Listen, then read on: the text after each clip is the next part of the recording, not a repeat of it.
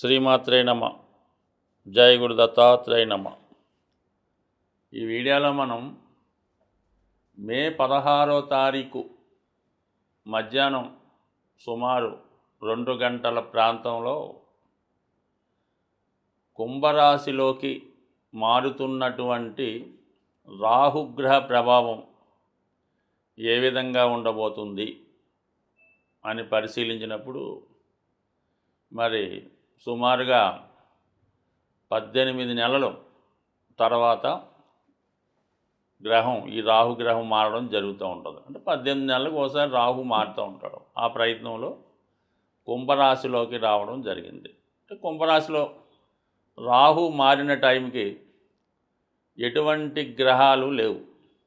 ఆ కారణం వల్ల రాహు స్వతంత్రంగా తన ఫలితాన్ని ఇవ్వడం జరుగుతూ ఉంటుంది. అలాగే కుంభరాశి కూడా మరి రాహుకి స్వక్షేత్రం అవటం వల్ల స్వక్షేత్రంలో చేరినటువంటి రాహువు చాలా వరకు మరి స్వతంత్ర ఫలితాలు ఇవ్వడం జరుగుతూ ఉంటుంది. అయితే అప్పటికే మిథున రాశిలో చేరి ఉన్నటువంటి గురువు భాగ్య దృష్టితో రాహుని చూడటం జరుగుతూ ఉంది. రాహు మరి గురు దృష్టి శుభగ్రహ దృష్టి పట్టడం వల్ల జాతకుడికి కొన్ని శుభ ఫలితాలు ఇవ్వడం జరుగుతూ ఉంటుంది. కన్యారాశి వారికి తిరిగి మళ్ళా అదృష్టం ప్రారంభమైందనే చెప్పచ్చు.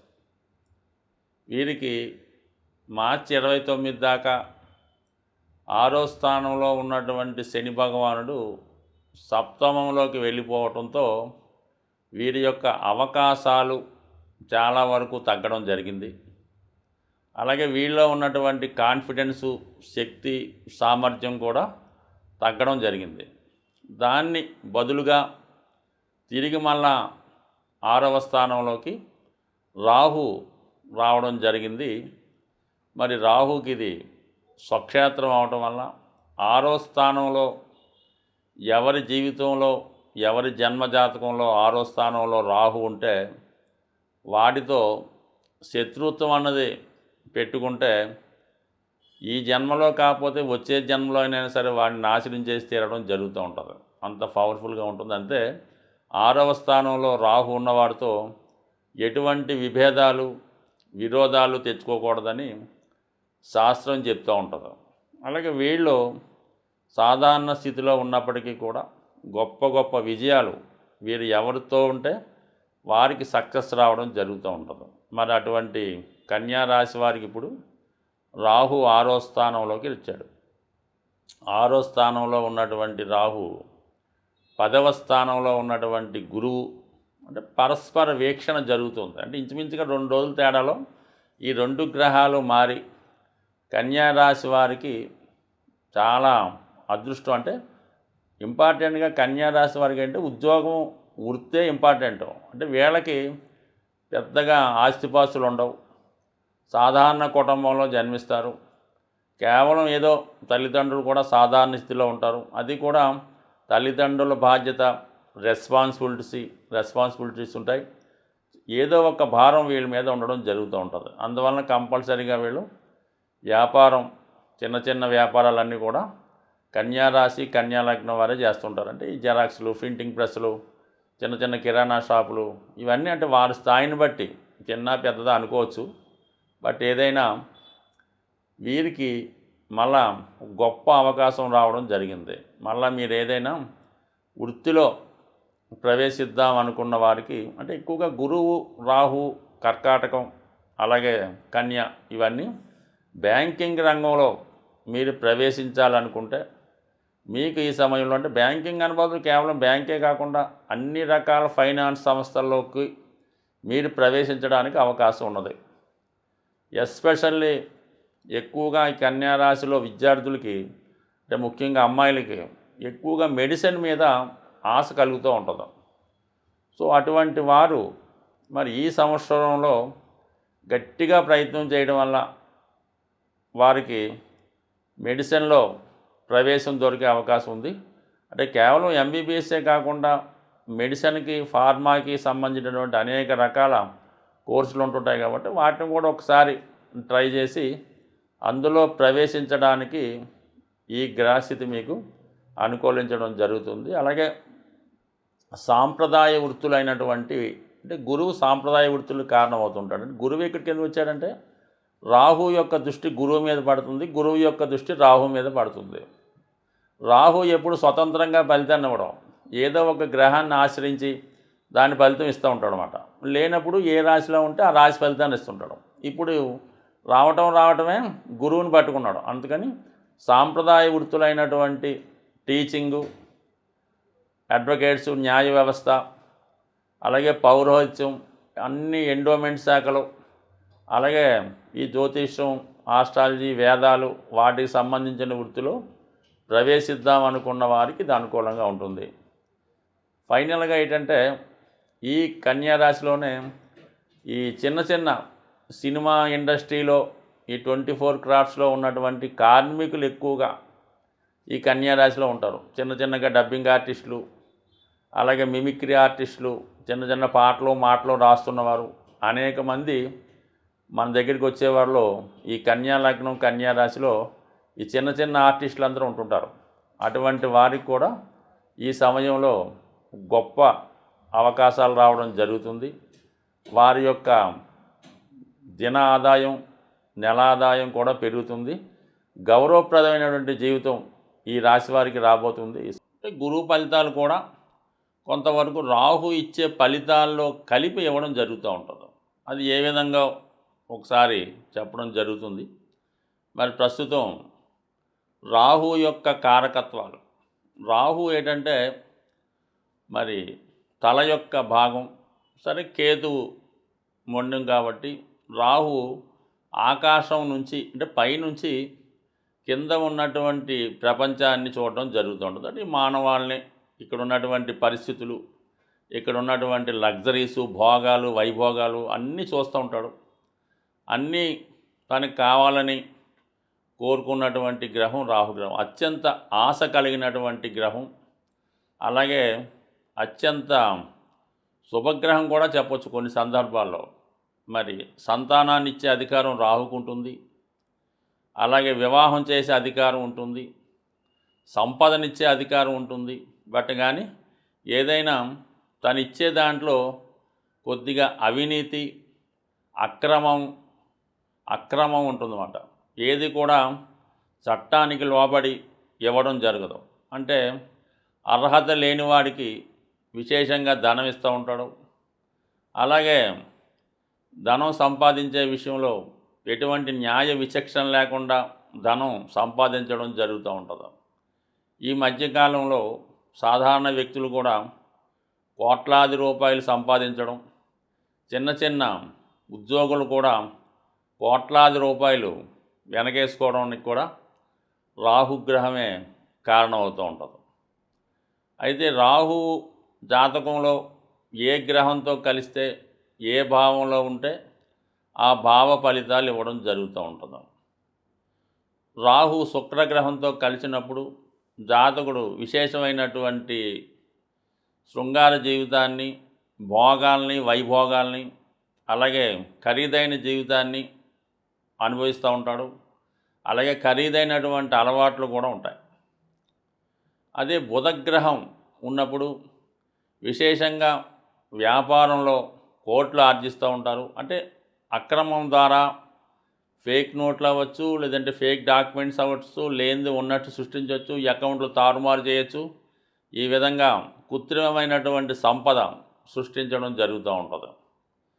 సోకాల్డ్గా అందరికీ తెలుసు, గురువుతో కలిసినప్పుడు ఏర్పడే గురుచండాల యోగం ఇది ఎక్కువగా విద్యార్థుల మీద ప్రభావం చూపుతూ ఉంటుంది. సులువుగా కొన్ని క్వశ్చన్లు రాసి పాస్ అయిపోవడం, అలాగే బ్యాక్ డోర్ ద్వారా ఈ పరీక్షా కేంద్రాల్లో వాళ్ళకి వీళ్ళకి మేనేజ్ చేసి పాస్ అయిపోవడం, ఇలా కూడా జరుగుతూ ఉంటుంది. గురువుల్ని ఇబ్బంది పెట్టడం కూడా, అంటే అనేక గంటలు చెప్పచ్చు ఈ విషయం గురించి, బట్ సింపుల్గా చెప్పాలంటే ఇది. అయితే రాహువు శని కలిసినప్పుడు మాత్రం చాలా గొప్ప పెద్ద పెద్ద సంస్థల్లో, పారిశ్రామిక రంగంలో ఉపాధి కల్పిస్తూ ఉంటాడు. ఇప్పుడున్నటువంటి సాఫ్ట్వేర్ రంగం అయితేనే, సినిమా రంగంలో అభివృద్ధికి ఈ శని రాహులే కారణం అవుతూ ఉంటాడు. ఎవరి జాతకంలో అయినా శని రాహులు కలిసి ఉంటే వాడి జీవితంలో చిన్న స్థాయి నుంచి అత్యున్నత స్థాయికి వెళ్ళే అవకాశాలు రావడం జరుగుతూ ఉంటుంది. అది కష్టపడి సంపాదించడం జరుగుతూ ఉంటుంది. ఇది గొప్ప యోగం మాట. చాలా వరకు ఇది జాతకంలో ఉండాలని కోరుకోవాలి. అలాగే ఏంటంటే శుక్ర రాహులు ఉండడం కూడా ఎలాగైతేనే జీవితంలో చక్కగా అనుభవిస్తారు. ఇంకా అందరికీ తెలుసు, రవి చంద్రులతో రాహు ఉన్నప్పుడు అది ఒక గ్రహణ యోగంగా ఏర్పడి జాతకుడి యొక్క మంచితనాన్ని మరుగున పెడుతుంది. పిల్లల వాళ్ళని ఇబ్బంది పడుతుంటారు. బట్ ఏదైనప్పుడు కూడా ఏ గ్రహం ఫలితం ఇచ్చినా ఇవ్వకపోయినా రాహు మాత్రం కంపల్సరీగా ఫలితం ఇవ్వడం జరుగుతుంది. ఇప్పుడు వచ్చినటువంటి ఈ గ్రహస్థితి ఇంచుమించుగా గ్రహాలన్నీ కూడా రాహు కేతువుల మధ్య ఏర్పడి ఒక విధమైనటువంటి కాలసర్ప దోషం లాంటి దోషం ఏర్పడింది. అయితే చంద్రగ్రహం బయట ఉండడం జరిగింది. మళ్ళా కొన్ని రోజుల్లో చంద్రుడు కూడా ఈ గ్రూపులో చేరడం జరుగుతుంటుంది. కాబట్టి మరి ఈ సమయంలో జన్మించిన వారి మీద కూడా ఈ గ్రహ ప్రభావం, ఈ రాహుకేతు ప్రభావం ఎక్కువగా ఉంటుంది. కాబట్టి సో ఏదైనా ఈ రాహుకేతువులు ఎంత శుభాన్ని ఇస్తాయో అంత ఇబ్బందిని కూడా పెడుతుంటాయి. అది జాతకుడు తనను తాను ఉపయోగించుకొని గ్రహాల్ని ఏ విధంగా సంతృప్తిపరచాలో, ఏ విధంగా నడిస్తే శుభ ఫలితాలు ఇస్తే తెలుసుకొని గ్రహాలకు అనుగుణంగా జాతకుడు నడిచినప్పుడు మరి గొప్ప ఉన్నత స్థాయికి జాతకులు వెళ్ళడం జరుగుతూ ఉంటుంది. గ్రహాల యొక్క స్థితి మనకి అనుకూలంగా లేనప్పుడు ఆ గ్రహాలకి పరిహారం చేసుకోవడం వల్ల ఆ గ్రహాల మంచి ఫలితాలు మాత్రం మనం పొంది చెడు ఫలితాలని దూరం చేసే విధంగా జరుగుతూ ఉంటాయి. ఏదైనా ఒక గ్రహానికి మనం పరిహారం చేసుకోవాలంటే ఆ గ్రహం మీద శుభగ్రహ దృష్టి ఉంటే ఆ గ్రహం మనకి ప్రసన్నం అవడం జరుగుతూ ఉంటుంది.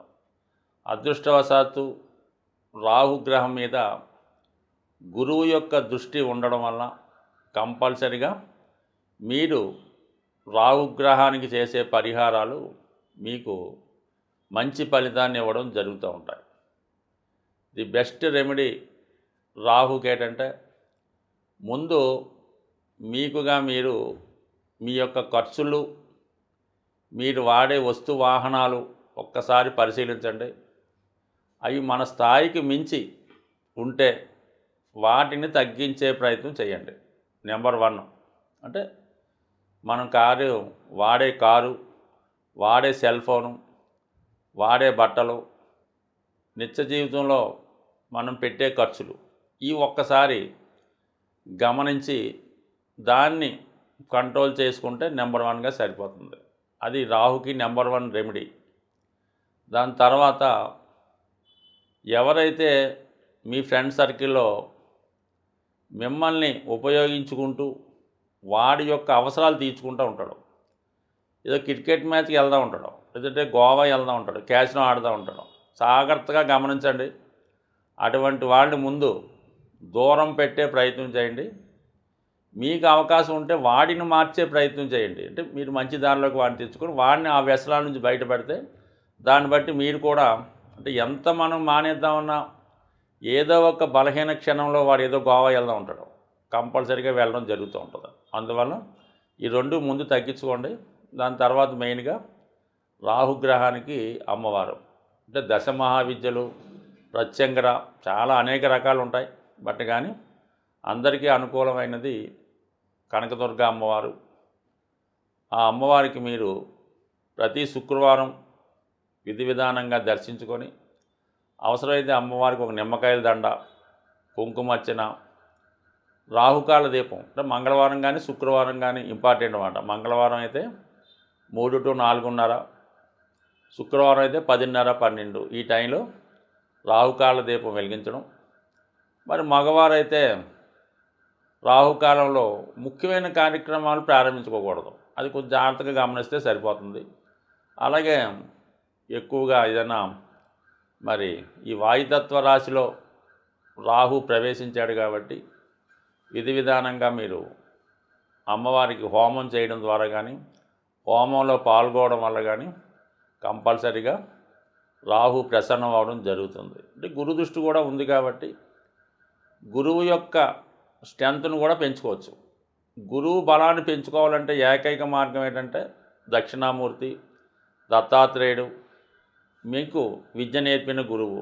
ఇవన్నీ మన వల్ల కాదంటే చక్కగా గోశాలకు వెళ్ళడం, మీ యొక్క బరువు ఎంత ఉందో అక్కడ చూపించుకోవడం, ఆ బరువు తగ్గట్టుగా ఆవులు తినే ఏదైనా బెల్లం కానీ, శనగలు కానీ, నవధాన్యాలు కానీ, గడ్డి కానీ ఆ గోశాలలో డొనేట్ చేయడం వల్ల మళ్ళీ మీరు కొత్తగా జన్మ ఎత్తితే ఏ విధంగా ఉంటుందో అంత బలమైనటువంటి ఫలితాన్ని మీరు తులాభారం ద్వారా గోశాలలో డొనేట్ చేయడం వల్ల కంప్లీట్గా మీ జీవితం మారుతుంది.